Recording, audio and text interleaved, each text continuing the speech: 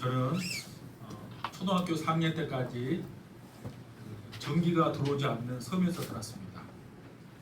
지금으로부터 계산해 보니까 50년 전에까지 제가 섬에서 살았는데요. 50년 전에 그때 제가 살고 있는 그 마을에는 전기가 없었습니다. 혹시 50년 전 우리 백촌 마을에는 전기가 들어왔는지 모르겠어요. 그때 안 들어왔으니까. 예. 제가 살았던 섬과 화양면 비슷했는가 봅니다.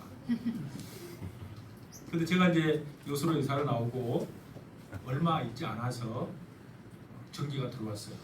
전봇대가 세워지고 전선이 깔리고 각 집집마다 다 이제 전기가 들어오게 됐는데요. 나중에 제가 알았어요.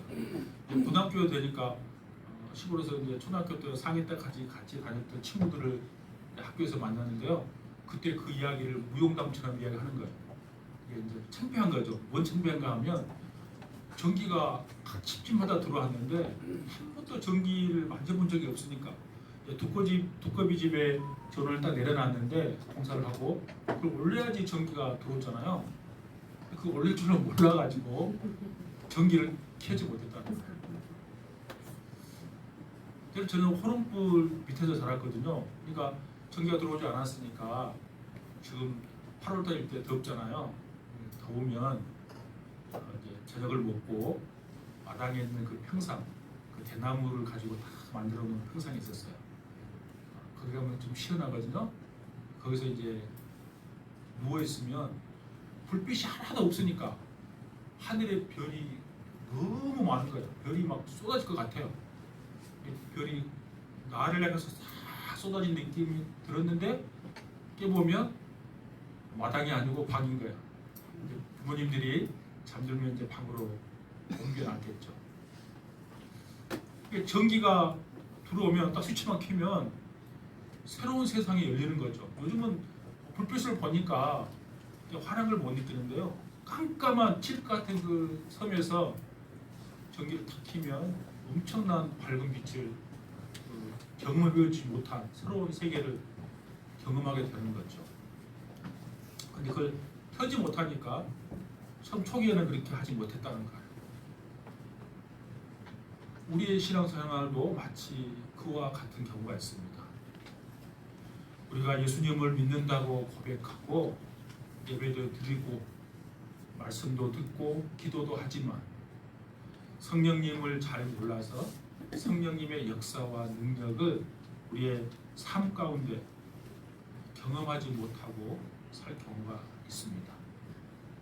왜 그러는가 하면 성령 하나님에 대해서 알지도 못하고 그분의 인도하심과 충만함을 한 번도 체험해 보지 못했기 때문에 그래요. 오늘 본문에 나오는 에베소 제자들도 똑같이 그랬어요. 말씀을 통해서 너희가 믿을 때에 성령을 받았느냐, 그 내용 우리가 한번 어떤 내용인지 말씀을 통해서 한번 나누려고 합니다. 사도 바울이 이렇게 그들에게 물었어요. 너희가 믿을 때에 성령을 받았느냐 이렇게 물었는데요. 그들이 뭐라고 대답했는가 하면 아니라 성령이 계심도 듣지 못하였노라. 그들은 이렇게 대답했어요. 성령에 대해서 전혀 그들은 알지 못했다는 거예요. 마치 전기가 들어와 있는데 불을 켜지 못해서 올라온 그 밝은 빛을 체험하지 못한 것처럼 성령님을 인정하지 않고 그걸 받아들이지 못하면 놀라운 성령의 역사를 경험하지 못한다는 거예요. 여러분, 참된 신앙은 예수 그리스도를 믿고 우리 성령님의 임재하심을 충만히 느끼는 데까지 나아가야 되는 거예요. 그러니까 예수님을 믿는데 성령님의 역사하심을 모르면 마치 전기를 켜지 못한 것 같은 그런 신앙생활을 하게 되는 거예요. 바울이 에베소에서 만난 어떤 제자들은 요한의 세례만 받았다고 말했습니다. 그 말씀이 2절 3절에 있잖아요. 여러분 한번 제가 여러분에게 한번 묻겠습니다. 우리 수요일 성경 공부에 잘 참석하신 분들은 금방 답을 할 수 있을 것 같아요. 예수님을 믿고 난 다음에 성령 세례를 받습니까? 아니면 예수님을 믿는 그 순간 동시에 성령 세례를 받습니까? 1번입니까? 2번입니까? 잘 1번인지 2번인지 오물거리기 잘 모르겠는데, 제가 불과 며칠 전 성경 공부할 때도 수요일날 또 이야기했어요. 이야기를 너무나 잘 아는 거죠. 우리 잘 알죠. 예수님을 믿는 순간 우리가 그 순간 성령 세례를 받아요. 어떻게 할 수 있어요? 성경 말씀을 찾아보면 알 수 있겠죠. 고린도전서 12장 3절이에요. 이렇게 기록되어 있어요. 성령으로 아니하고서는 누구든지 예수를 주라 할 수가 없느니라. 그러니까 성령님이 함께 하시지 않으면 예수님을 주님이라고 고백하지 못해요. 그러니까 예수님을 그 믿는 순간 성령의 세례를 받는다는 거예요. 예수님을 믿으면 성령님이 우리 안에 들어와서 내주해 계신다는 거예요. 그런데 바울이 에베소에 도착해서 처음 만난 사람들, 자신들을 가리켜서 제자라고 말을 했지만 바울이 보기에는 그들이 성령을 받은 사람들처럼 보이지 않는 거예요. 그래서 바울이 묻는 거죠. 너희가 믿을 때에 성령을 받았느냐 이렇게 묻는 거예요. 이 말 속에는 너희들이 예수님을 믿으면 너희 안에 성령님이 내주에 계시는데 너희의 말과 행동을 보니까 성령님이 계신 것 같이 느껴지지 않는다는 그런 의미가 이렇게 포함되어 있는 거죠. 그리고 우리도 가끔 우리 주위 사람 보면, 특별히 우리 믿음의 사람들을 보면 예수님을 믿는다고 하는데 그의 삶과 행동과 말을 보면 전혀 예수님을 믿지 않는 것 같이 행동할 때가 있는 사람들을 가끔 봅니다. 근데 주의해야 될 것은, 여러분, 그 사람의 행동만 보고 그 사람이 우리가 예수의 안에 들어있는 사람인지 밖에 들어있는 사람인지 우리가 판단하고 정지해서는 안 돼요. 사실 우리가 하나님이 아니기 때문에 우리는 다 알지 못하기 때문에 그런 거죠. 근데 자기 자신은 스스로 알아요. 정말 성령님이 안에 계신다면 그 결과로 삶과 말과 행동 속에서 나오게 되어 있어요. 정말 예수님을 믿어서 성령을 받았다는 것이 어떤 모습으로든 간에 나오게 되어 있어요. 그래서 선한 일도 하게 되고 하나님께서 기뻐하시는 신앙생활도 하게 되는 것이죠. 우리가 잘 아는 사랑의 원자타자라고 하는 손영환 목사님이라고 우리가 너무나 잘 압니다. 우리 뭐 여수 지역이니까 너무 잘 알기도 하고, 우리 여수 지역뿐만 아니라 우리 기독교 한국 역사에서 손영환 목사님 모르는 분은 없죠. 여수는 사건 때 공산당이 그의 두 아들을 총살로 죽여버렸습니다. 손영환 목사님, 여러분, 사랑하는 두 아들이 공산당에서 총살당한 거 얼마나 부모로서 그 심정이 어떻겠어요? 두 사람은 그때 다 컸어요. 고등학생이었어요. 근데 손 목사님은 그 원수를 갚는 것이 아니라 두 아들을 총으로 쐈던 안재선이라는 그 청년을 자신의 양아들로 받아들입니다. 세상 사람들은 도저히 이해할 수 없는 거죠. 그래서 도저히 이해할 수 없는 일이라고 했지만 손 목사님은 이렇게 말했습니다. 그 책에 보니까 이렇게 기록을 해놨어요. 하나님의 사랑이 내 안에 부어진 것을 어찌 감출 수 있겠습니까? 성령이 아니고서는 이런 사랑을 할 수 없습니다. 여러분, 성령이 아니고서는 이런 사랑을 할 수 없습니다. 여러분, 내가 아무리 결단한다 할지라도 내 두 아들을 죽인 그 사람을 어떻게 양자로 받아들일 수 있겠습니까? 내 안에서 살아 역사하시는 그 성령 하나님의 역사가 아니고서는 결코 그 사랑을 할 수가 없는 것이죠. 바울의 질문에 대한 그들의 대답은 놀랍습니다. 단순히 아니라가 아니라 우리는 성령의 계심도 듣지 못하였노라 이렇게 대답했습니다. 쉽게 말하면 성령 그거 뭐예요? 이렇게 지금 물어보는 거예요. 그러니까 사도 바울이 이렇게 묻는 거죠. 그렇다면 너희는 무슨 세례를 받았느냐? 이렇게 물었습니다. 그러니까 요한의 세례를 받았다고 그들은 대답합니다. 그리고 요한은 요단강에서 회개를 외치며 세례를 선포했던 그 세례 요한을 말합니다. 세례 요한은 사람들에게 제사함을 얻게 하는 회개의 세례를 선포했습니다.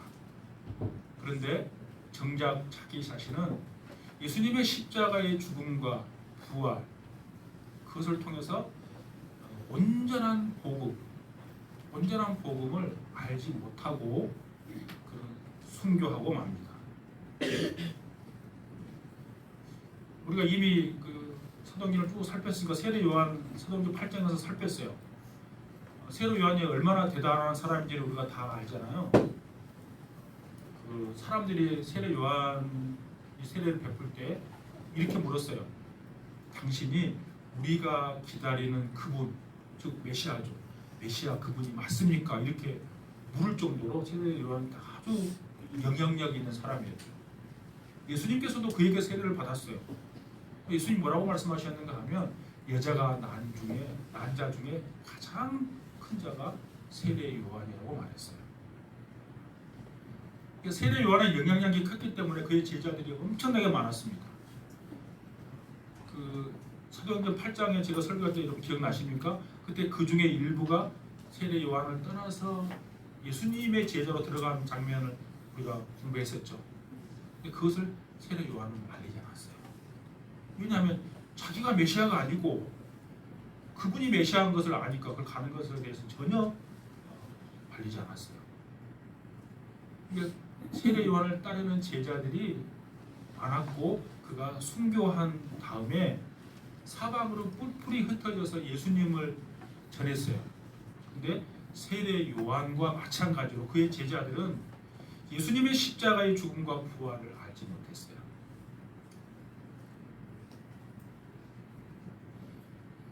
그러므로 그들이 전한 예수님의 복음은 복음의 일부분일 뿐 온전한 복음은 아니었습니다. 우리가 저번 주에 살펴보았던 아볼로도 그런 사람 중에 한 사람이었죠. 아볼로가 브리스길라와 아굴라 부부를 만나게 되고 온전한 복음을 받아들이게 되고 그는 변화가 되었어요. 그리고 고린도 지역으로 이 말씀 복음 전파를 위해서 그는 길을 떠나게 됩니다. 우리 가운데도 온전한 복음이 아니라 복음의 일부분만 믿고 신앙생활을 하고 있는 분들이 얼마든지 있을 수 있다는 사실입니다. 주일이면 예배당에 나와서 예배를 드리고 하나님의 말씀도 듣고 기도도 하지만 예수 그리스도에 대한 인격적인 믿음, 성령의 내주와 능력, 하나님의 자녀됨의 확신이 없는 상태로 얼마든지 신앙생활을 할 수 있다는 거예요. 참된 신앙은 예수 그리스도를 진심으로 믿고 성령을 받은 데까지 나아가는 거예요. 예수님을 인정하는데 성령의 하나님에 대해서 무관심하면 사실은 지금 요한의 세례를 받은 에베소에 있는 제자들과 같은 거예요. 주님은 우리가 예수 그리스도를 믿고 구원받을 뿐만 아니라 성령 하나님의 은혜 가운데 우리가 살기를 원해요. 바울은 요한의 세례만 알고 있는 그들에게 이제 온전한 복음을 전합니다. 그 말씀이 4절 5절입니다. 여러분 4절 5절 같이 읽겠습니다. 시작. 바울이 이르되 요한이 세례를 베풀며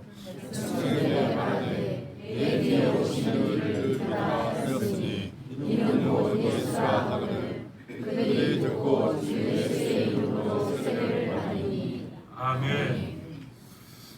요한의 세례를 받고 부분적인 지식으로 제한된 신앙을 가지고 있었던 사람들이 이제 온전한 구원의 주인이신 그 예수님을 믿고 예수님의 이름으로 세례를 받습니다. 이전에는 세례 요한의 세례를 받았는데 이제는 예수님의 이름으로 세례를 받겠다고 이름만 바꾼 것이 아니라 정말 예수님을 믿고 예수님의 이름으로 세례를 받았습니다. 6절에 보면 바울이 안수하여 세례를 베풀 때 성령이 임했습니다. 성령이 임한 그 결과가 방언과 예언을 한 그 은사가 나타났죠. 여러분, 지금 이 사람들은 예루살렘으로부터 시작된 예수님의 십자가 죽음과 부활 사건을 통한 그 구원의 역사, 그리고 부활 승천한 이후에 오순절 마가의 다락방에서 있었던 성령 강림 그 역사를 그들은 알지 못했어요. 그냥 요한의 세례만 그들은 알고 있을 뿐이었어요.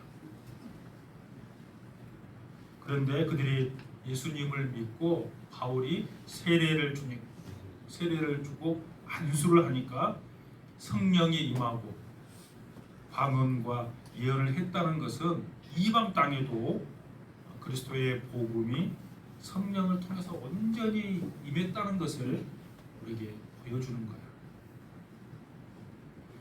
여러분, 예수 그리스도를 통한 구원의 역사가 시작되었다는 것을 증명하고 확증해 주는 그 차원에서 은사가 나타나는 성령이 임했다는 거예요. 그러니까 은사 자체가 중요한 건 아닙니다. 사실은 그 은사를 통해서 성령님이 나에게 임했다는 것, 다시 바꿔 말하면 성령이 임했다는 말은 내가 구원받은 백성이 되었다는 말이에요. 그게 중요한 거죠. 은사 자체, 물론 은사도 중요하지만 은사 자체에 너무 집중하면 안 돼요.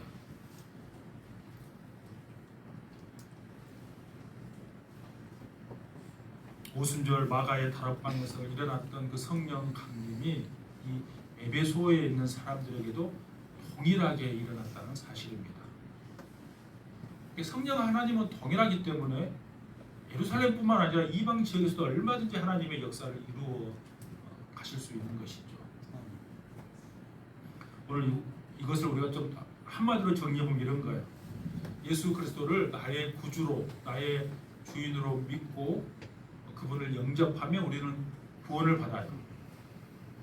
그럴 때 어떠는가 하면 예수님을 나의 구주로 영접한 순간 성령님이 내 안에 내주에 계시고 우리와 영원토록 함께 계시는 거예요.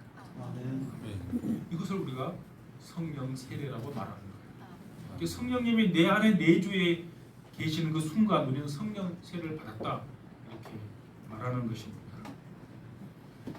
우리 교회는 봄하고 가을에 제가 세례를 베풉니다. 그런데 물 세례를 제가 이렇게 베풀잖아요. 근데 사실은 물 세례를 베풀기 이전에 성령 세례를 먼저 받아야 되는 거예요.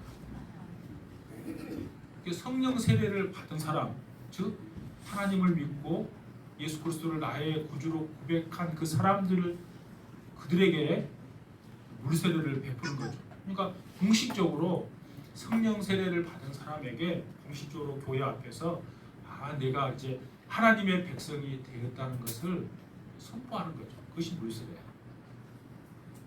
물 세례가 중요합니까? 아니면 성령 세례가 중요합니까? 성령 세례. 성령 세례가 중요한 거예요. 물 세례는 사실 안 받을 수 있어요. 우리 결혼에 비유해 볼까요? 혼인 신고가 중요합니까? 결혼식이 중요합니까? 똑같은 거예요. 혼인 신고하면 부부예요.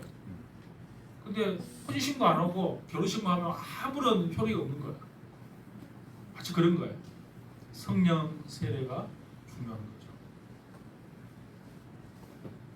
그렇다면 그리스도의 임재와 함께 성령 세례를 받으면 그 다 끝난 겁니까? 예수 그리스도를 믿고 내가 성령을 받았으니까 다 끝났다 그런 거 아니라는 거예요. 그래서 사도 바울은 나중에 로마 감옥에서 에베소 교회 성도들에게 이것을 염두에 두고 편지를 씁니다. 그 말씀이 에베소서 5장 18절입니다. 술 취하지 말라. 이는 방탕한 것이니 오직 성령으로 충만함을 받으라. 그러니까 예수님을 믿고 성령 세례를 받았다면, 즉 구원을 받았다면 그 다음 단계인 성령 충만한 삶을 살아야 된다는 거예요. 여러분, 성령 세례는 단회적인 사건이에요. 딱 한 번 일어나요. 예수 그리스도를 내가 진심으로 믿을 때 딱 한 번 일어난 것이 성령 세례예요. 근데 성령 충만은 매일, 매 순간 계속해서 받아져야지는, 계속해서 우리가 추구해야 될 것이 성령 충만이에요. 그런데 지금도 교회 안에서 요한의 제자들처럼 예배당을 수십 년이나 드렸는데도 예수 그리스도를 제대로 경험한 적도 없고 제대로 알지도 못함으로 소위 말해서 명목상 그리스도인으로 살아가는 성도들이 있을 수 있다는 거예요. 그래서 뭐 국내뿐만 아니라 전 세계적으로 그랬습니다.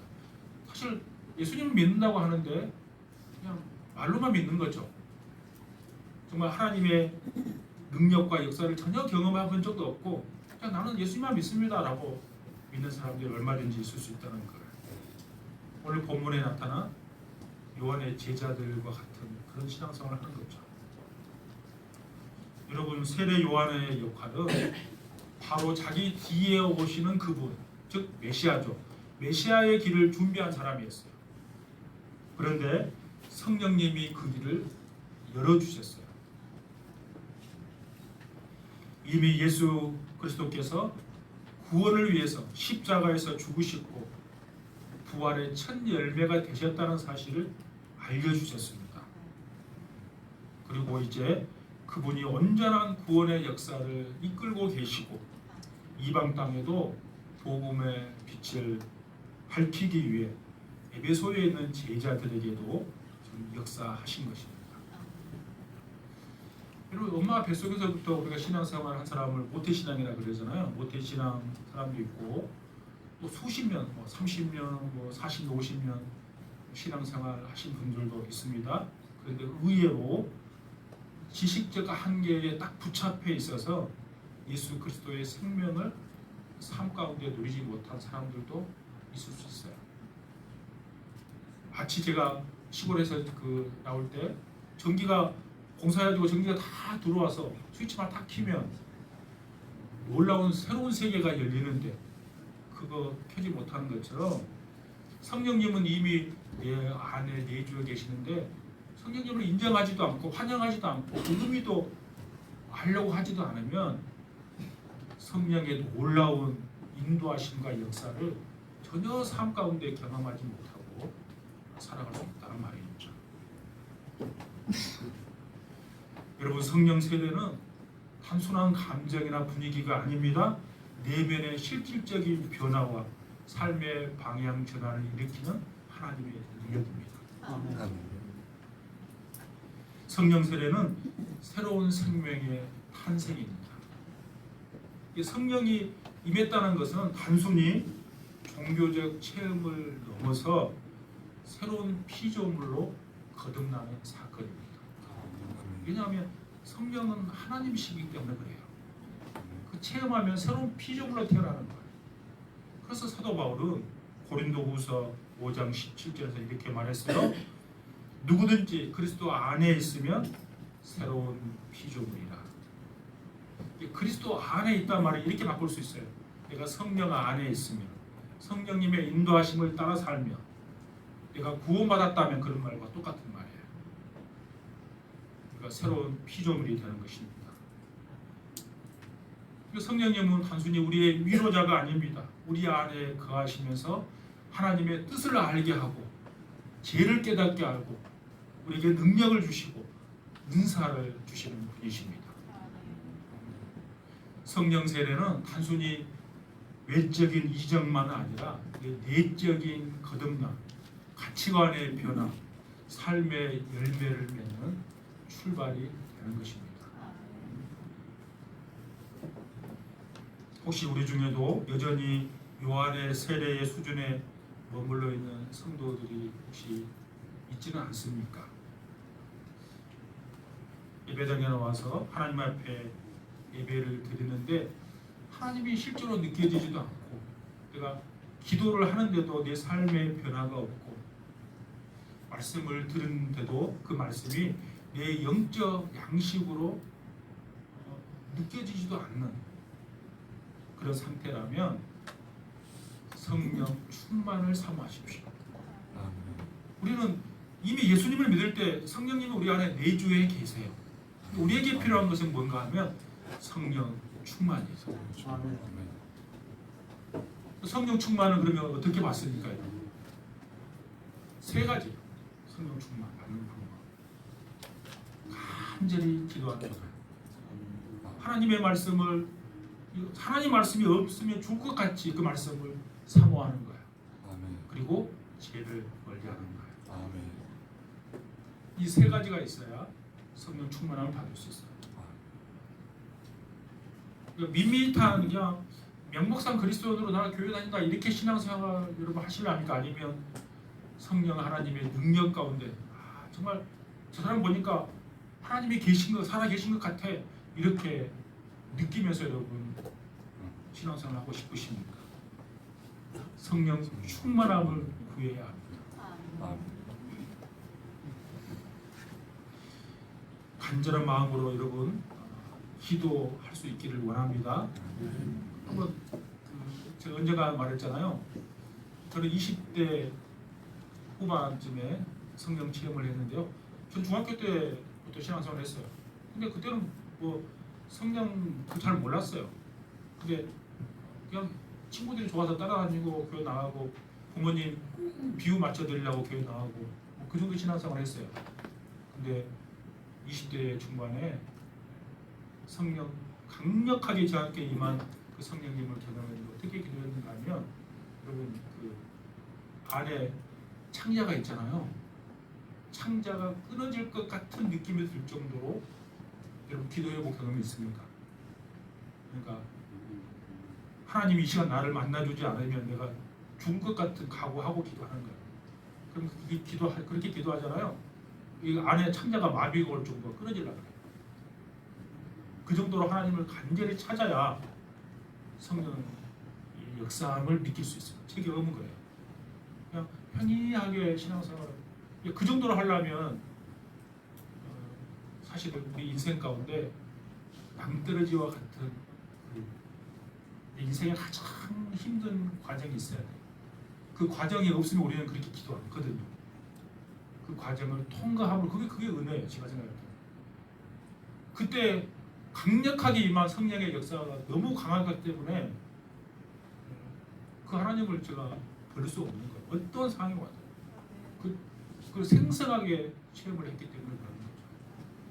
그리고 제가 또 한 번 경험할 때는 제가 회사 다닐 때 체육대회 하면서 팔이 이렇게 골절했다고 했잖아요.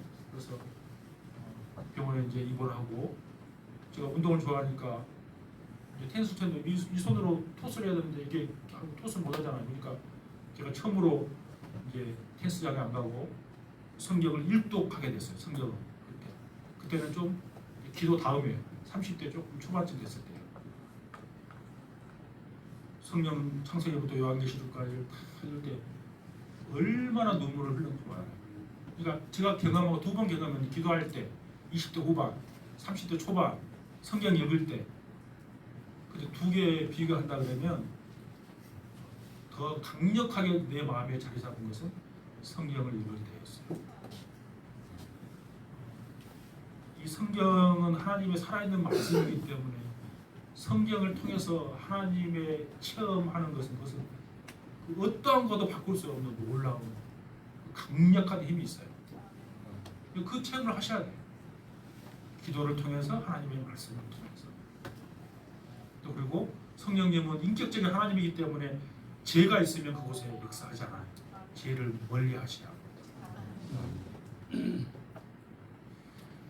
여러분 성령으로 충만한 삶을 살면 여러분 내가 내 삶의 주인으로 사는 것이 아니라 성령님의 인도하심에 민감하게 반응하고 그에 순종하는 삶을 살아야. 성경에 나오는 많은 믿음의 선배들이 그렇게 했고요. 성경에 말고 우리 기독교 역사 가운데 많은 신실한 믿음의 사람들이 다 그렇게 살았어요. 오늘 우리가 보고 있는 사도 바울 어떻습니까? 사도 바울은 원래 소아시아에서 복음을 전하기를 원했잖아요. 근데 성령 하나님이 딱 막았어요. 그리고 그 발길을 어디로 돌려요? 유럽으로 발길을 돌리잖아요. 거기에 우리가 지금 사도행전 그거 보고 있었잖아요. 사도행전 내용이 그 내용이에요. 유럽으로 발길을 돌려서 유럽의 복음이 들어가는 역할을 순종을 통해서 한 거예요. 사도 바울은 유명하다니까 한번 그렇다 치고, 그 다음에 우리 사도행전 4장 8장에 나오는 빌립 집사님 보십시오. 예루살렘의 교회 7 집사님 가운데 한 분이었죠. 그 빌립 집사님도 똑같아요.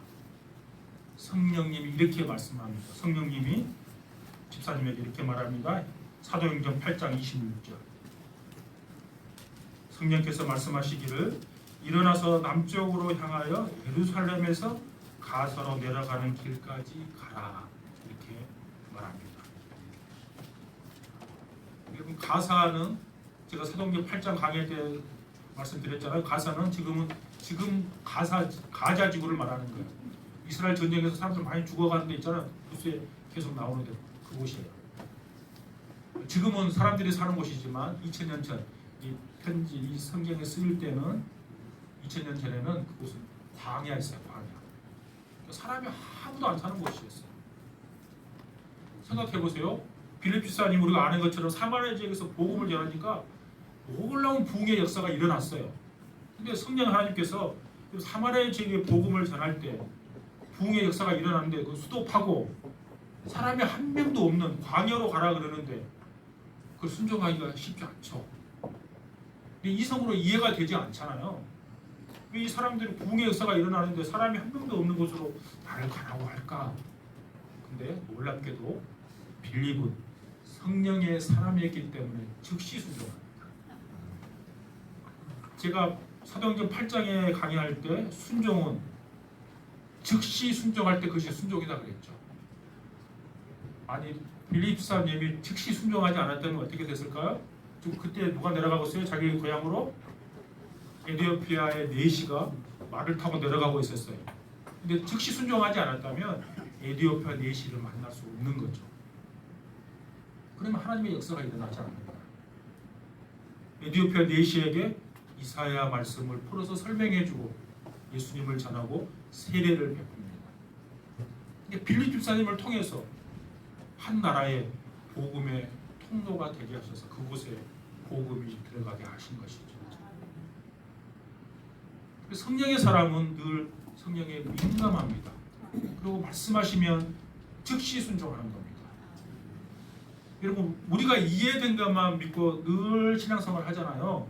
그러면 하나님의 놀라운 기적적인 역사는 경험하기 어려워요. 이성적으로 잘 이해되지 않을 때에도 하나님이 말씀하시면 즉각 순종하면 놀라운 하나님의 역사를 경험하게 되는 것입니다. 그런 축복이 여러분에게 있기를 원합니다. 여러분 오늘 주님께서 동일하게 우리에게 묻습니다. 너희가 믿을 때에 성령을 받았느냐? 이 질문은 우리의 신앙의 본질에 관한 질문이에요. 형식적인 믿음, 지식만 있는 신앙, 행위만 있는 종교 생활에서 이제 벗어나서 생명력 있는 성령의 능력으로 옮겨지기를 원하시는 주님의 부르심이에요. 성령은 단지 체험이 아닙니다.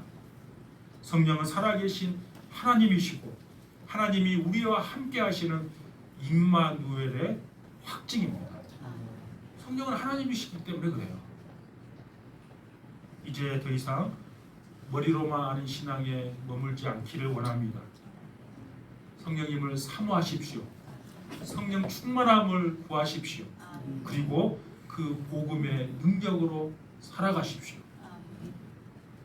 성령 없이도 교회 다닐 수 있습니다. 그러나 성령 없이는 구원받을 수 없습니다. 성령 없이 사역할 수 있습니다. 그러나 성령 없이는 하나님이 기뻐하시는 아름다운 열매를 삶 가운데 맺어갈 수 없습니다. 오늘 이 시간 우리가 주님께 이렇게 구할 수 있기를 원합니다.